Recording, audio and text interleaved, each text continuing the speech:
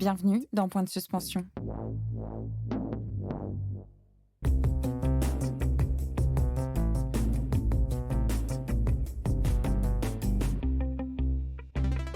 Je suis Léa Lejeune, journaliste économique et fondatrice du média Plan Cash. Vous écoutez Point de suspension, le podcast de l'Unédic. Comment prévenir les risques psychosociaux au travail ? C'est une des questions que les DRH et les managers se posent le plus. Même si bien sûr, il n'y a pas de réponse parfaite. Ces risques psychosociaux regroupent l'ensemble des risques pour la santé mentale, la santé physique et la santé sociale dans une entreprise. Leurs causes peuvent être liées soit aux conditions d'emploi, soit aux facteurs organisationnels, soit aux facteurs relationnels. Tout peut concorder pour favoriser le bien-être au travail ou au contraire pour conduire à des situations de risque. Alors quels sont les facteurs cruciaux et comment prévenir ces risques ? Pour en discuter, je reçois aujourd'hui Jean-Christophe Villette. Vous êtes psychologue du travail et des organisations et aussi directeur du cabinet de conseil Équilibre qui accompagne les entreprises qui font face à ces problèmes psychosociaux. L'idée, c'est d'assainir l'ambiance de travail et les process. Bonjour Jean-Christophe Villette. Bonjour. Avec la crise du coronavirus, comment a évolué la situation des entreprises ? Est-ce que les risques psychosociaux sont plus fréquents ? Je vais répondre à la deuxième question. Est-ce que les risques psychosociaux sont présents dans les entreprises ? La réponse est oui. Le risque zéro n'existe pas. Est-ce qu'ils sont plus fréquents ? Ça dépend des situations. D'où l'intérêt de pouvoir réaliser des diagnostics dans les différents secteurs d'activité et dans les différentes organisations pour pouvoir objectiver ces risques. On ne peut pas y accéder directement sur une simple intuition. Maintenant, il y a un certain nombre de déterminants dans l'évolution à la fois du rapport au travail et à la fois des conditions de travail qui laissent entendre qu'un certain nombre de facteurs de risques psychosociaux et certaines diminutions de facteurs de protection peuvent à un moment donné nous laisser entendre une augmentation du risque psychosocial, en France en tout cas. Et il y a quelque chose qui peut être lié au télétravail, par exemple, à l'isolement qu'on peut ressentir ? Alors le télétravail et plus globalement l'hybridation du travail, c'est un mouvement qui s'est accéléré entre il y a peut-être avant la crise, vous voyez, la crise sanitaire et aujourd'hui, le début de la crise sanitaire et aujourd'hui. Ça s'est accéléré puisque on a multiplié par 5 le nombre de télétravailleuses et de télétravailleurs, mais ça accompagne un mouvement plus profond, à la fois dans la culture des relations au travail, à la fois dans le rééquilibrage des vies personnelles et des vies personnelles, à la fois dans l'organisation, la mobilisation de la technologie, l'évolution du leadership modèle. Et toutes ces perturbations, elles peuvent avoir des impacts positifs et des impacts qui le sont moins. Il convient de pouvoir en prendre la mesure parce que télétravail n'est pas toujours synonyme de bien-être au travail. Le bilan qu'on peut en faire aujourd'hui, c'est que 4 personnes sur 5 en situation de télétravail souhaitent pouvoir le conserver, mais on ne doit pas faire l'économie d'une analyse des conditions de travail et de télétravail pour, à un moment donné, continuer d'accompagner l'amélioration continue des conditions de travail. Alors avec le cabinet Équilibre, vous identifiez ces risques psychosociaux. Est-ce que vous pouvez nous décrire et identifier tous ces mécanismes associés qui conduisent à ces situations-là ? Bien sûr. Donc, vous avez donné la définition au début de cette émission sur les risques psychosociaux. C'est la définition que l'on trouve aujourd'hui comme étant la plus consensuelle, qui a d'ailleurs été issue du rapport Golac. On a dans les situations de risque la situation de stress et stress chronique. On a les situations de violence interne et les situations de violence externe. L'exposition à ces situations peut générer des impacts négatifs sur la santé individuelle, sur la santé sociale, c'est-à-dire la qualité des relations et des collectifs de travail, mais aussi sur la performance. Et on a en amont de la genèse de ces situations une interaction entre les personnes en situation de travail et leur environnement.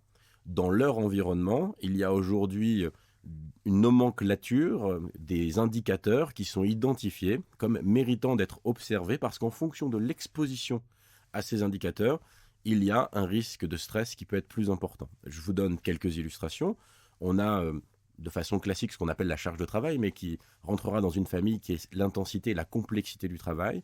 On a le sujet des rythmes horaires, de l'équilibre entre la vie personnelle et la vie personnelle. On a encore l'autonomie dont on peut disposer, la qualité des relations, le soutien dont on peut bénéficier, l'alignement entre ses valeurs et les valeurs de l'entreprise, et puis l'incertitude dans des situations de changement.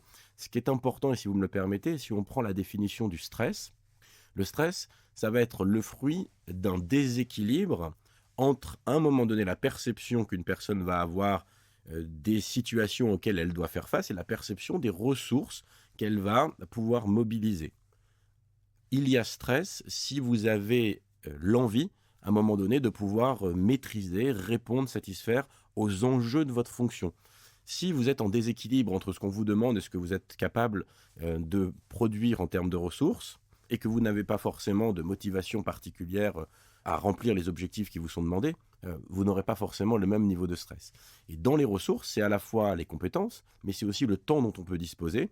Et dans le cadre de l'entreprise, toutes les personnes n'ont pas la même disponibilité en termes de temps. On peut parler par exemple des aidants, des personnes qui sont en charge familiale, qui à un moment donné ont une limite de temps dans laquelle elles doivent investir, ces personnes, eh bien, les enjeux et les contraintes de leur travail. Est-ce qu'il y a des secteurs professionnels plus touchés que d'autres? Alors, il y a aujourd'hui, au regard de la cartographie des facteurs de risque psychosociaux, des secteurs dans lesquels il y a une exposition plus importante.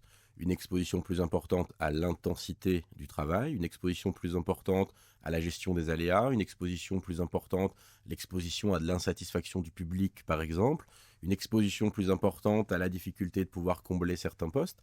Et les métiers hospitaliers, les métiers du sanitaire et social, les métiers des transports sont aujourd'hui des secteurs d'activité qui sont identifiés comme faisant partie des secteurs les plus touchés.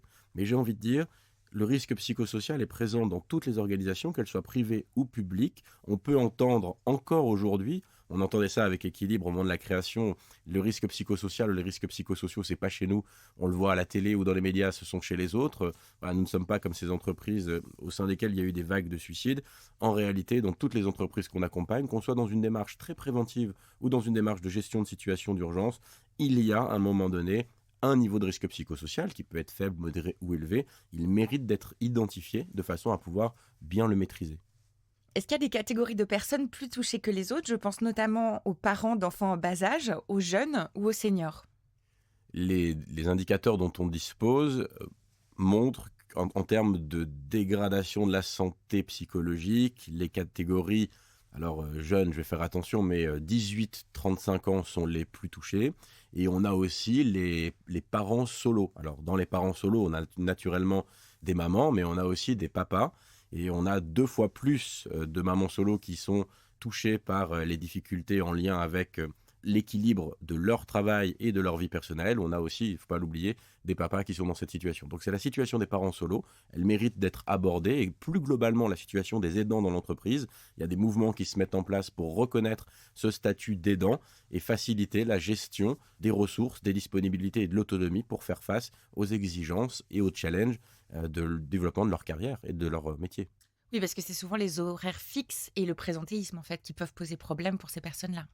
Oui, et particulièrement dans les grandes villes, hein, on a ce phénomène en Île-de-France qui n'est peut-être pas tout à fait le même que dans d'autres villes ou dans d'autres villages de France, mais à partir du moment où eh bien, il y a une certaine rigidité dans les horaires de travail, ça dépend aussi du métier que l'on fait naturellement, mais on va le dire différemment, quand il y a la possibilité de mener une réflexion sur la flexibilité des horaires de travail, sur l'adaptation, alors c'est une des mesures qui permet de réduire un facteur de risque et d'augmenter un facteur de protection pour faciliter cet équilibre-là, naturellement. D'après une étude de la DARES de 2016, 45% des Français déclarent devoir régulièrement se dépêcher, toujours ou souvent, au travail. Et donc, ils font face à une forme de pression temporelle. On parle beaucoup de stress récurrent au travail, on parle aussi de burn-out. Comment bien différencier ceux qui dépendent des individus et de leur situation personnelle de ceux qui relèvent en fait de la responsabilité des entreprises? Il y a un sujet de perception individuelle, on l'a abordé ensemble dans la définition du stress, mais au-delà de ces éléments de variabilité dans la perception qu'on peut avoir, dans des variables individuelles qui peuvent être liées à son expérience, à ses compétences pour gérer certaines situations, pour s'organiser, pour définir des priorités, il y a une réalité, c'est l'intensification et la complexification d'un certain nombre de contenus des métiers. C'est 45% dans l'étude que vous citez, c'est presque une personne sur deux. C'est exactement les données qu'on a aussi dans les études que l'on peut conduire. Ça mérite d'être apprécié dans le cadre de l'entreprise, pas simplement sous l'angle de l'intensité du travail ou de la demande psychologique ou globalement de la charge de travail. Ça mérite d'être apprécié avec un ensemble de facteurs. Je vais vous donner un exemple. Vous prenez deux équipes dans une entreprise qui font le même métier. L'évaluation montre que dans ces deux équipes, vous avez plus d'une personne sur deux qui est associée à une intensité, la perception d'un travail intense. Dans la première équipe, s'il y a le sentiment d'avoir peu d'autonomie pour s'adapter à cette intensité du travail, eh bien vous allez avoir un risque psychosocial plus élevé que dans l'autre équipe qui, quand bien même, pourrait avoir la même charge de travail, si on simplifie, mais ressentir des marges de manœuvre pour s'adapter à cette charge de travail. Vous parliez plutôt de la flexibilité des horaires, c'est un exemple, voilà. Et il y a une troisième variable qui est intéressante à prendre en compte. Si vous recevez du soutien, vous avez le sentiment d'être soutenu à la fois par vos collègues, à la fois par votre hiérarchie, eh bien cette intensité du travail pourra être à un moment donné régulée dans votre perception par ce qu'on appelle des facteurs de protection et générer beaucoup moins de stress que dans l'équipe où on aurait la même intensité de travail, mais avec moins d'autonomie et un sentiment de soutien perçu beaucoup moins important, juste à titre d'illustration. Dans la presse économique, on lit souvent des histoires d'entreprises dans lesquelles il y a des burn-out en série, il y a du harcèlement moral en série, voire harcèlement sexuel. Comment repérer ces problèmes récurrents avant qu'ils n'explosent, avant que ça devienne une situation qui touche plusieurs personnes dans les services? Déjà faire en sorte que la politique de l'entreprise soit très claire sur le sujet, qu'il y ait une politique zéro par rapport à ces situations-là. S'interroger au sein de l'entreprise sur les actions qui existent réellement pour accompagner une démarche de prévention. On peut avoir le sentiment qu'on partage des valeurs, que le respect fait partie de l'entreprise, la qualité des relations. À partir de quand on est dans le domaine du prescrit, de l'incantation, où on est réellement dans ce qui se passe au plus près des situations de travail. Donc faire un diagnostic, pas forcément dans un premier temps des situations de travail, mais un diagnostic de la réalité des pratiques qui sont engagées. Déjà, pour répondre à son obligation de conformité, et au-delà de l'obligation de conformité, se mettre en mouvement pour accompagner la performance et le bien-être au sein de son organisation.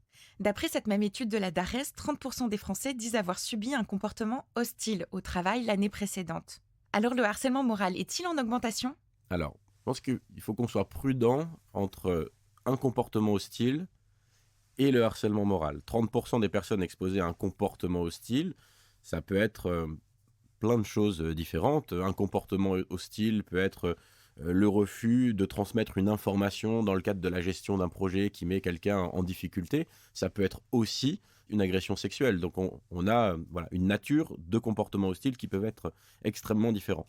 Pour partager avec vous, on reviendra peut-être sur ce sujet un peu plus tard, le dernier baromètre qu'on a mis en œuvre cette année avec Équilibre pour évaluer les comportements à connotation sexuelle et à connotation sexiste démontre que 60% des personnes au cours de la dernière année en France sont exposées à des agissements à connotation sexuelle et ou à connotation sexiste.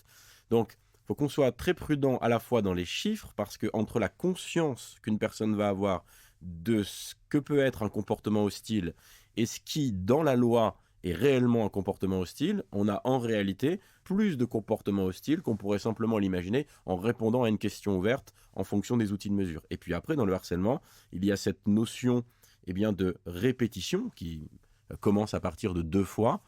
Donc si on est sur une situation hostile unique, il faut bien évidemment l'identifier et l'accompagner pour éviter que ça se reproduise. Le harcèlement, c'est autre chose. Donc on assiste en revanche, je ne sais pas s'il y a une augmentation des situations de harcèlement. Ce à quoi on assiste, en revanche, c'est une augmentation des signalements et une augmentation de la mobilisation des cabinets spécialisés pour venir en aide aux entreprises qui se retrouvent dans des situations de tension, de conflits et de conflits qui sont déjà bien avancés sur ces sujets. Alors ça, c'est plutôt une bonne nouvelle. Pourtant, certains managers au comportement jugé toxique restent en place dans certaines entreprises, voire même progressent dans certaines organisations. Comment expliquer ce mécanisme ? C'est pluricausal. On peut prendre un exemple. Si on parle d'un manager qui est le responsable d'une entreprise dont il est propriétaire, la probabilité de pouvoir le remercier est quand même assez faible. On va donc être là dans un modèle qui va inviter à l'adaptation des personnes dans le cadre de ce modèle-là. Et puis, on peut même imaginer que cette empreinte en termes de leadership peut être toxique, autoritaire, très directif, avec peut-être un manque de souplesse, voire dans la manipulation parfois, va influencer les recrutements des personnes qui seront mises en responsabilité. Donc ça, c'est un cas de figure. Après, on peut aussi avoir le sujet que dans une organisation, le manque de sensibilisation ou d'information, ce qui est en train de changer, puisqu'il y a quand même un éveil qui est en train de se mettre en place et de s'accélérer sur ces sujets. Mais si vous ne savez pas que vous êtes exposé à un comportement toxique de la part de votre manager, vous allez en payer certainement un prix fort, mais vous vous en rendrez compte au moment où vous ne serez plus forcément en capacité de vous défendre de cette situation-là. Et puis se pose aussi la question, dans une organisation, des ressources que l'on peut mobiliser. En réalité, imaginons qu'il y ait un comportement toxique dans une organisation, indépendamment de la situation dont j'avais parlé au début. Je m'en rends compte. comment je peux à un moment donné être aidé et être soutenu. Je lève la main et il faut que le réseau des acteurs ressources dans l'entreprise soit aussi sensibilisé sur ce sujet et qu'il y ait dans l'entreprise la réelle volonté d'une politique zéro et de mettre un terme à ces comportements à partir du moment où on peut en faire la démonstration et on peut factualiser. Et ça, c'est aussi un sujet, c'est que dans un certain nombre de situations, il y a beaucoup d'oral, du non-verbal, peu d'écrit. Tout dépend du côté intentionnel ou maladroit de la situation. Et dans les enquêtes que l'on réalise, il y a une enquête sur deux dans laquelle on peut mobiliser des éléments factuels et une enquête sur deux dans laquelle il y a de la déclaration et peu de preuves pour venir à un moment donné expliquer la nature toxique du comportement auquel une personne peut être exposée. Alors prenons un exemple, le harcèlement sexuel ou sexiste. Est-ce qu'il est plus souvent pris au sérieux par les entreprises 5 ans après MeToo? Les entreprises comme TF1 ou comme Engie ont mis en place des référents internes sur ces sujets. C'est un premier pas. Comment il faudrait s'y prendre? Alors c'est un premier pas et c'est surtout le respect de la loi. Ça, c'est le premier sujet. Donc on peut encourager ces entreprises d'avoir respecté la loi en mettant en place des référents dans leur organisation. Maintenant, pour avoir des informations sur ces deux entreprises, elles vont aujourd'hui beaucoup plus loin que simplement la mise en place de référents. Il y a d'autres mesures qui existent, comme des sensibilisations à titre d'exemple, de l'accompagnement managérial. Mais sur le sujet du harcèlement sexuel, le premier point est de clairement définir une position de l'équipe de direction sur ce sujet.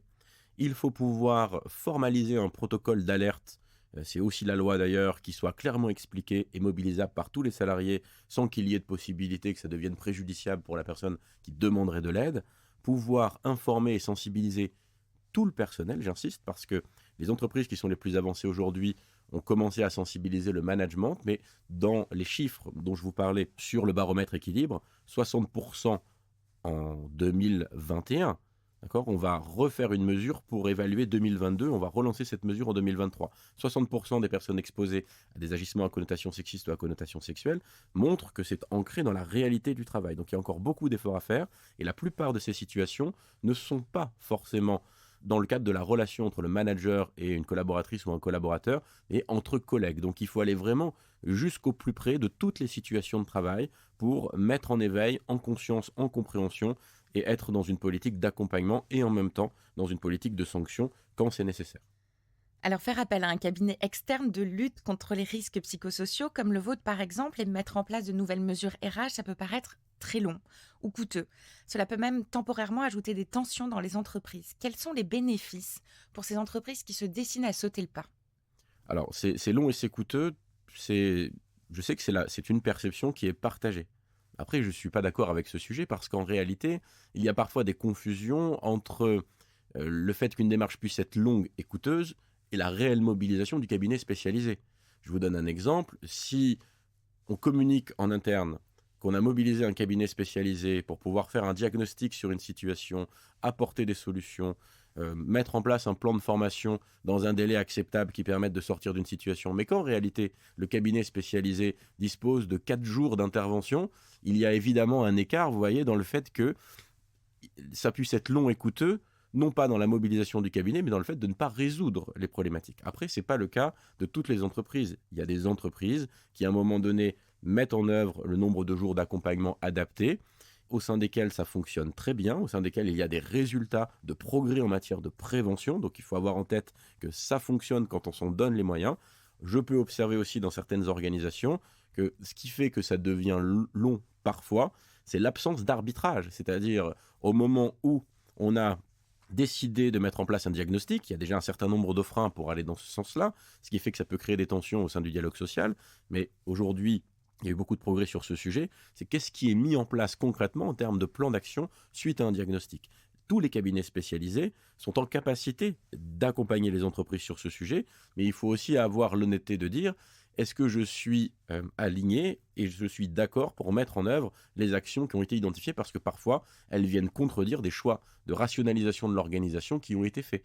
Donc il y a un travail à la fois dans l'équilibrage des décisions d'entreprise et de sa stratégie, et le fait de mobiliser justement des cabinets spécialisés qui sont là pour mettre en éveil certaines situations, faire des préconisations, mais prendre la responsabilité au sein des entreprises, que la décision et la responsabilité leur revient.